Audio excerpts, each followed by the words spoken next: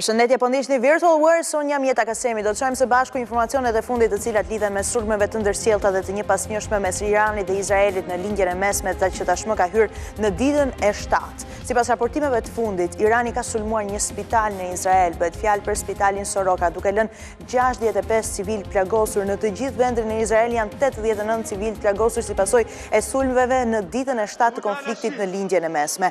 Megjithatë, media shtetërore iraniane raportojnë se sulmi me raketa kishte në shënjestër një vendodhje ushtarake pranë spitalit në Izraelin jugor dhe jo vetë këtë objektiv, pamjet e cilëve tregojnë në fakt dhe dëmtimet e shkaktuara në spital, punonjësit, qytetarët apo edhe pacientët të cilët nxitojnë menjëherë të largohen nga spitali. Në Iran, ushtria izraelite thosë se ka shënjestruar lokacione bërthamore përfshirë reaktor radioaktiv të ujit të rënd në Arak dhe uzinën e Natanzit.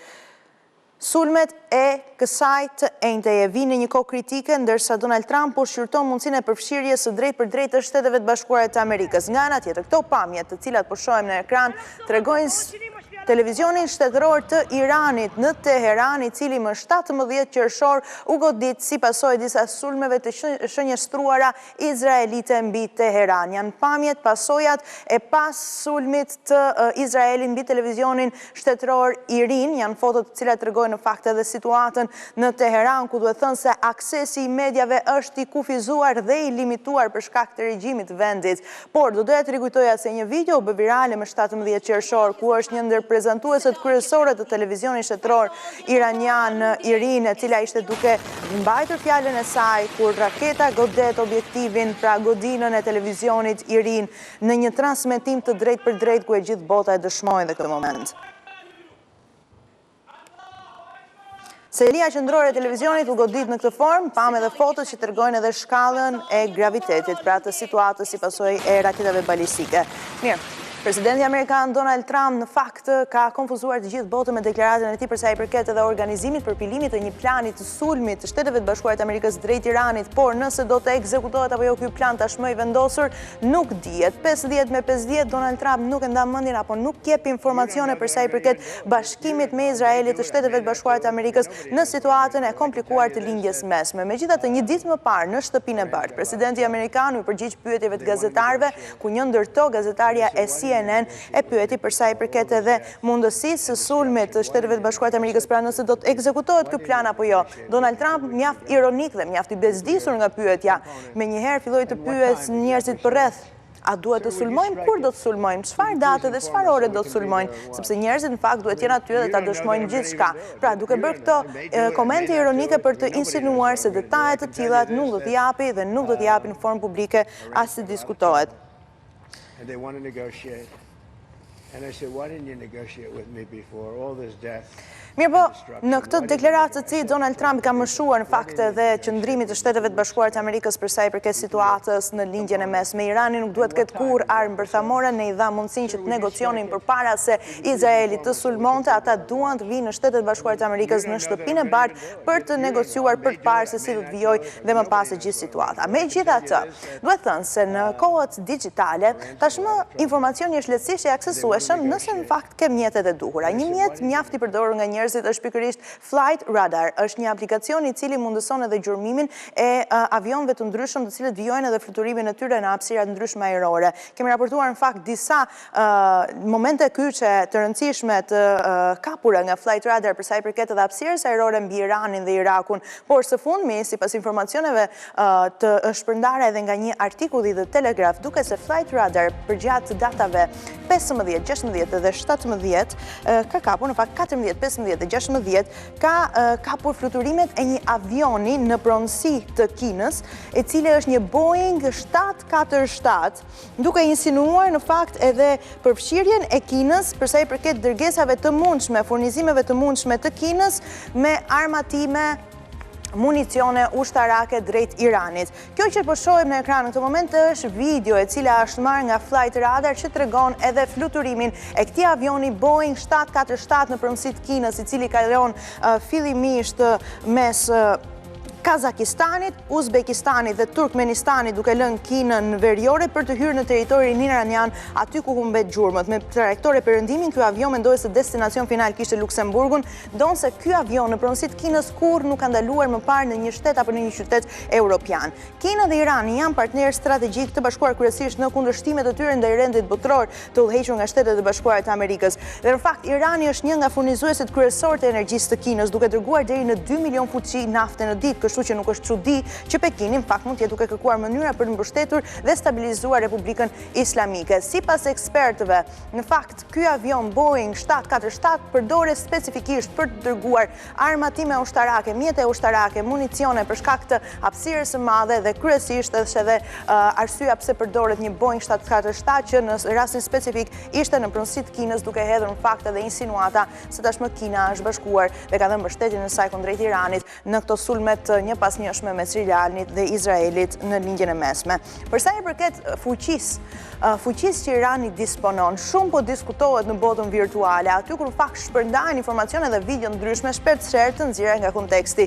E në fakt le të verifikojmë disa fakte për sa i përket raketave balistike që Irani disponon dhe videove që janë shpërndar, të cilat insinuojnë se një raketë balistike Fatah 1 në fakt me një fuqi të jashtëzakonshme është bërë gati dhe ka sulmuar në drejtim të Izraelit. Diçka e tillë nuk është e vërtetë. Kjo video është shpërndar pikërisht duke insinuar diçka të tillë, megjithatë daton në qershor 2023.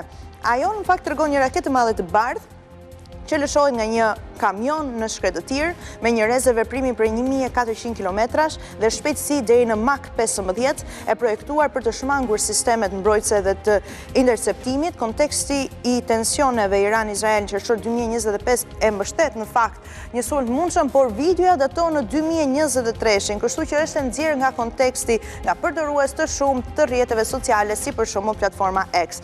Raketa hipersonike Fatah 1 me shpejtësi deri në Mach 15 dhe një kokë luftarake prej 200 kg mund të shkaktoj dëme të konsiderueshme në objektiva me vlera të larta si baza ushtarake apo infrastruktura të ndryshme. Manovrimi i saj e bën vështirë për të kapur, për të interceptuar, siç u pa në sulmet e vitit 2024 ndaj Izraelit. Megjithatë, efektiviteti i saj është i debatueshëm. Ka pasur disa deklarata në botën virtuale se Irani ka raketa balistike aq sa çka qytetar në Izrael. Një teori në fakt dhe një deklaratë e cila është aq sa rrënqese edhe e pavërtet. Sipas verifikimit të fakteve, kjo video është gjeneruar me inteligjencë artificiale. Supozoj që tregon në fakt kamion që mbajnë raketa balistike të dalën nga një pikë e Iranit, ndërkohë që detajet në të tregojnë qartësisht se është video gjeneruar me inteligjencë artificiale. Kamionët, të cilët janë të shumë që ndalin edhe nga hapësira pas, që ecën me një shpejtësi më të madhe se kamionët që janë në vijën e parë në drejtim të kamerës, që supozohet këtë xhiruar dhe që marrin një kthes të çuditshme, tregon se kjo video është gjeneruar me inteligjencë artificiale, por edhe në një moment specifik shohim se gurët në anën e djathtë të ekranit lëvizin pa i prekur njeri, pa i lëvizur asgjë. Është një video e realizuar me inteligjencë artificiale. Përsa i përket në fakt edhe fuqisë raketave balistike apo sasisë raketave balistike që Irani disponon, popullsia e Izraelit është afërsisht 10 milion banor, 9 deri në 10 milion banor. Vlerësimet e arsenalit raketave balistike të Iranit variojnë nga 3.000 deri në 8.000 me numërimin total të raketave të llojeve dhe rrezeve të ndryshme që mund të arrijnë në 2 milion, por edhe kjo në fakt është një informacion i cili te kalon edhe le të themi zasinë e diskutueshme të raketave balistike të Iranit. Mund të jetë në fakt një 2 milion është një numër e egzageruar. Vlerësimet më të larta janë në fakt të vështira për të realizuar për shkak të dhënave të klasifikuara, por burimet besueshme tregojnë patjetër se numri i raketave balistike të Iranit është më i ulët se numri i popullsisë izraelite.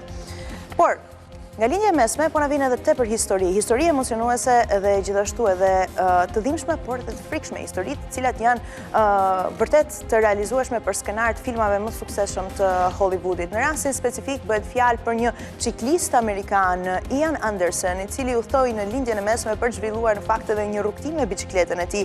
Mirë, po ai nuk e dinte se përgjatë një jave që do të udhtonte me biçikletë, do të nisnin dhe sulmet e Izraelit ndaj Iranit dhe e anasjellta. Përpasoj ky i fundit detyrohet që të qëndroj i ngecur në Iranin e bombarduar dhe më pas të gjej dhe shpëtim në Azerbajxhan. Si pasojë dhe e vështirësisë në akses në internet, ai përdor një VPN për të komunikuar me mikun e tij. Miku i tij në fakt bën të mundur që të aplikojë për një vizë emergjente për në Azerbajxhan në emër të tij dhe për t'ia dërguar shokut në lindjet mesme i cili ishte në mëshirë të fatit, dhe kështu ai qëndron i mbetur në Azerbajxhan deri në momentin e parë që do të rikthehet në Shtetet e Bashkuara të Amerikës. Një mision i tij personal, i cili ishte për arsye të tijat në aspektin e realizimit, në fakt të një udhëtimi me biçikletë më tepër se 7 ditor, doli në fakt se do t'ishte edhe një ndër historitë më të frikshme, por njëkohësisht më drithëruese dhe më emocionuese të jetës së tij. Ian Anderson është në gjendje të mirë shëndetësore në pritje për të rikthimit të tij në Shtetet e Bashkuara të Amerikës.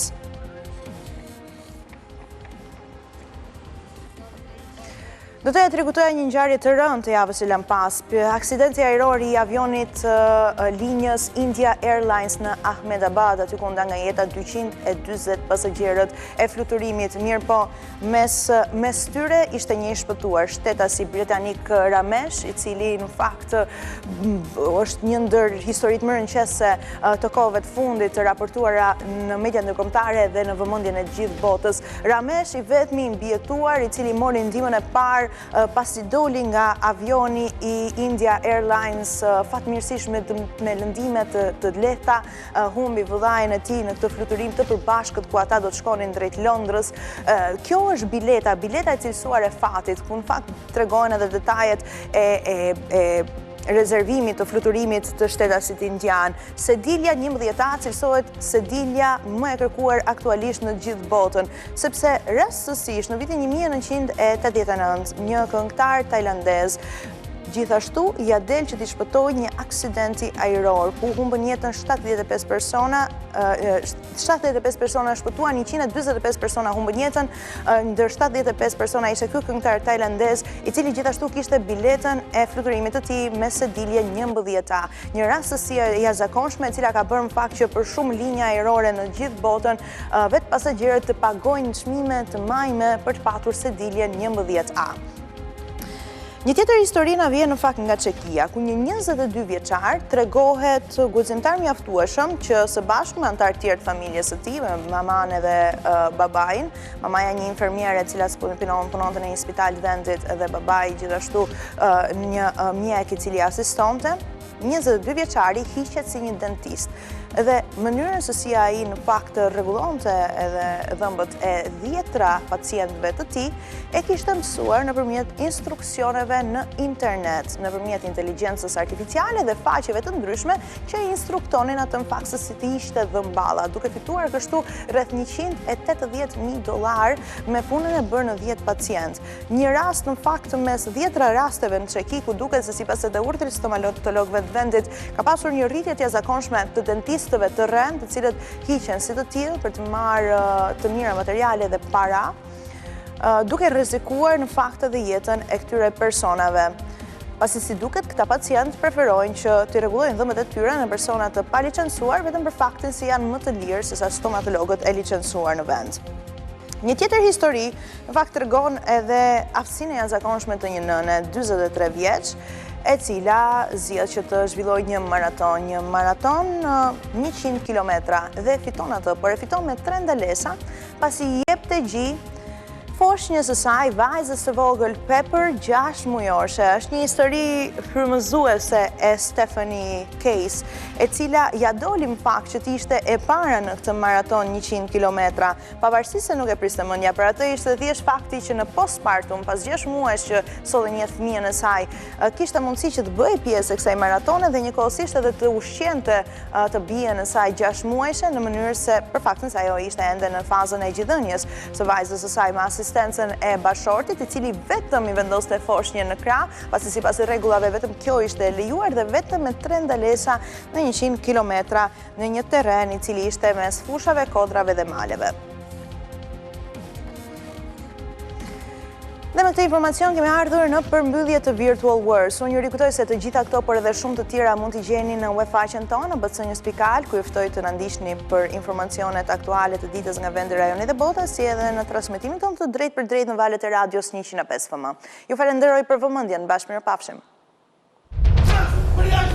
Je përheqen, i pak dëshirueshëm, në grada.